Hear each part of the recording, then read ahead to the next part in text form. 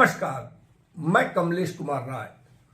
पूर्वांचल विद्युत वितरण क्षेत्र में भ्रष्टाचार को लेकर शिकायतों का भरमार है।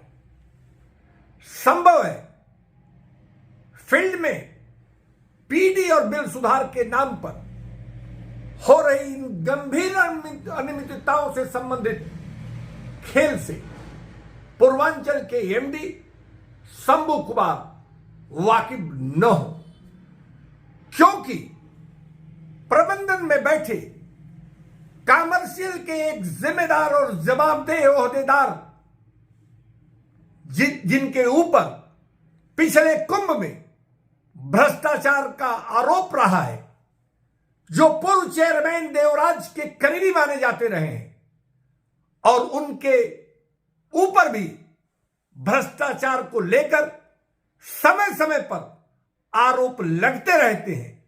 ऐसी स्थिति में कॉमर्शियल में हो रहे भ्रष्टाचार और अनियमितताओं पर रोक कौन और कैसे लगा पाएगा, यह समझ पाना मुश्किल नहीं है। बहरहाल उपभोक्ता मंच के द्वारा अपने पिछले एपिसोड में वाराणसी शहरी चतुर्थ खंड और शहरी सप्तम खंड में पीडी और बिल सुधार के नाम पर की रही गंभीर अनियमितताओं से संबंधित मामलों को उजागर किया गया था। शिकायतों के आधार पर जो जन शिकायतें हैं, इनके आधार पर यह कहा जा रहा है कि यदि सिर्फ वाराणसी शहरी क्षेत्र प्रथम मंडल से संबंधित विद्युत वितरण खंड प्रथम, द्वितीय, चतुर्थ और सप्तम से संबंधित पीडी और बिल सुधार के नाम पर किए जा रहे अनियमितताओं और जिसे फ्रॉड की संज्ञा दी जा सकती है, अगर इनकी गंभीरता से जांच करा ली जाए तो दूध का दूध, पानी का पानी तो हो ही जाएगा। पूर्वांचल में भ्रष्टाचार का की स्थिति क्या है, इससे साफ जरूर हो जाएगी। उपभोक्ता मंच के द्वारा उजागर एपिसोड के बाद एमडी पूर्वांचल शंभू कुमार के निर्देश पर 2 सदस्यीय कमेटी सप्तम खंड में अनियमितताओं की जांच के लिए बनाई गई थी। कहा जा रहा है कि वाराणसी शहरी सप्तम खंड में सिर्फ भ्रष्टाचार नहीं हुआ है, यहां फ्रॉड और घोटाले हुए हैं। जरूरत तो इस बात की है कि सप्तम खंड की जांच स्टेट विजिलेंस को सुपुर्द कर दी जाए, क्योंकि सप्तम खंड के अधिशासी अभियंता से लेकर संबंधित खंड के उपखंडीय अधिकारियों के द्वारा अपने पद का दुरुपयोग कर जिस ढंग से पीडी और बिल सुधार के नाम पर फर्जीवाड़ा किया गया है, धन नुगाही की गई है, उपभोक्ताओं का शोषण हुआ है, इसकी जांच गंभीरता से कराने के लिए जरूरी है कि एमडी को पूरे प्रकरण की जांच के लिए स्टेट विजिलेंस को सुपुर्द कर देने की जरूरत है। उदाहरण के लिए आपके स्क्रीन पर एक मीटर डिस्प्ले हो रहा है। सप्तम खंड से संबंधित सब डिवीजन डीपीएच के एक कॉमर्शियल उपभोक्ता के यहां 8 किलोवाट से संबंधित यह मीटर लगाया हुआ गया था। मीटर में स्पष्ट तौर पर 19 किलोवाट लोड दिखाई दे रहा है, लेकिन नो डिस्प्ले के नाम पर एसडीओ के द्वारा इस मीटर को बदलकर स्वीकृत 8 किलोवाट के आधार पर ही दूसरा मीटर लगवा दिया गया।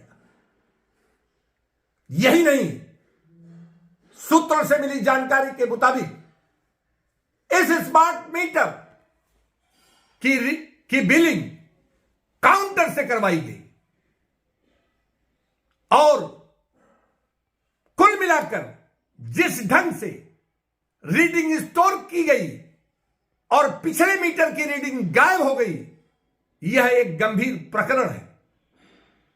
वाराणसी में शिकायतों के आधार पर ही मीटर रीडरों के द्वारा रीडिंग स्टोर करने पर उनके साथ अतिरिक्त एक संविदा कर्मी लगाए गए थे।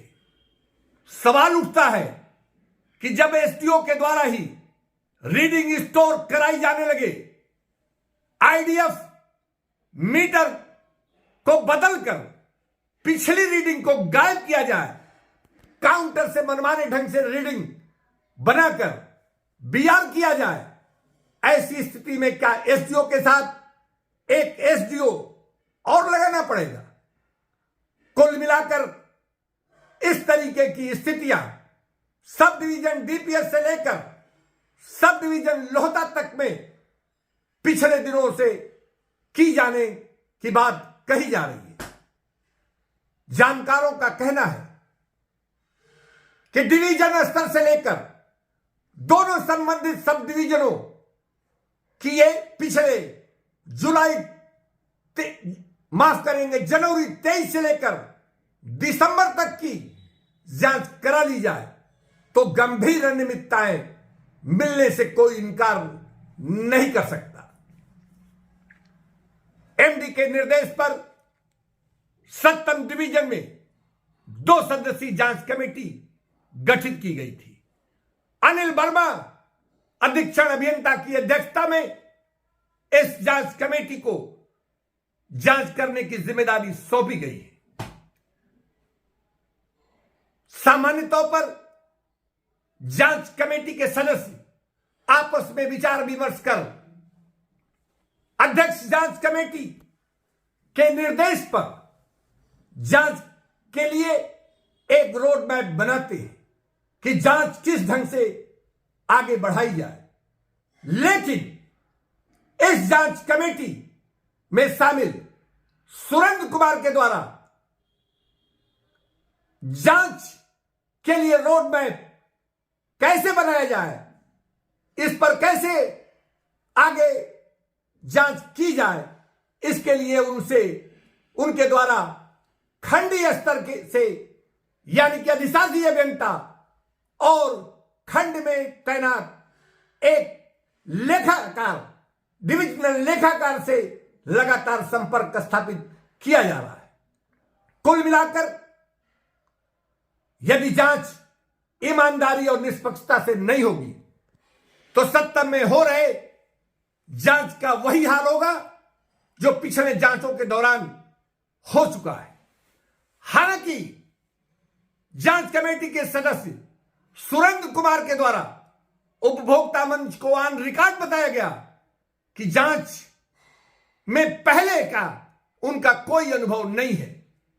ऐसी स्थिति में जांच के लिए एक ऐसे अनुभवहीन अधिकारी को जांच कमेटी का सदस्य आखिर किन परिस्थितियों में मुख्य अभियंता के द्वारा बनाया गया, यह लाख टके का सवाल जरूर है। जांच समिति के अध्यक्ष अधीक्षण अभियंता अनिल कुमार वर्मा हालांकि प्रोजेक्ट बैकग्राउंड के व्यक्ति हैं। माना जा सकता है कि उनके द्वारा गड़बड़ी में शामिल होने की संभावना कम है, लेकिन कौन कब किसके प्रभाव में आकर गड़बड़ियां करेगा यह कह पाना मुश्किल है। यद्यपि जिस जांच की निगरानी आम आदमी कर रहा हो, ऐसी स्थिति में इस जांच को आसानी से पचा पाना लगभग नामुमकिन होगा। उपभोक्ता मंच के लिए आज बस इतना ही। नमस्कार।